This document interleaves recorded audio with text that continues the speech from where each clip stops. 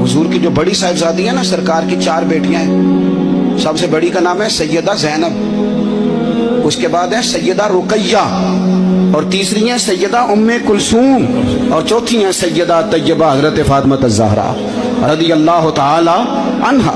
हजरत ज़ैनब आ रही थी मक्का मुकरमा से मदीना तैयबा, तो एक शख्स ने ना, काफिर ने उनको नेज़ा चुभोया घोड़े को, तो घोड़ा तेज भागा, सैयदा ज़ैनब गिर गई।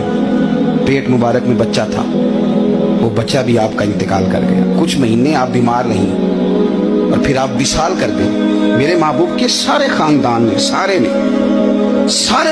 ने कुर्बानियां दी। सैयदा ज़ैनब उस जख्म की वजह से इंतकाल कर गई। वही बंदा नेज़ा मारने वाला फतेह मक्का के दिन चेहरे पे नकाब डाल के आ गया और हुजूर के सामने बैठ के कहने लगा, बहुत बड़ा दुश्मन भी आ जाओ तो माफ कर देते हो।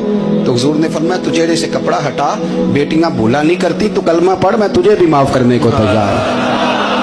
ये सारे रंग सहाबा ने देखे, सारे। और जिस दिन हुजूर बदर को जा रहे थे ना, मैं फोन कर देता हूं, मैं नहीं आ सकता, मेरे घर में फलाना बीमार है। हजरत रुकैया बीमार थी। हुजूर बदर में जब जा रहे थे तो बेटी के सराहने खड़े थे, तो शहजादी अप रही थी। तो नबी पाक ने हजरत उस्मान को, दामाद को बुला के कहा, उस्मान 2 ही जा सकते हैं, ये मैं जा सकता हूँ, ये तू जा सकता है, मेरी बेटी मेरी धी बीमार है। हजरत उस्मान ने कहा, नहीं जा सके। बदर में हुजूर जिहाद के लिए गए थे और अपनी बेटी का जनाजा नहीं पढ़ सके। हजरत रुकैया को हजरत उस्मान कहते, मैं दफन करके आ रहा था जब नबी पाक सल्लल्लाहु अलैहि वसल्लम बदर से। ये सारे रंग सहाबा ने देखे, ये सारा अंदाज देखे।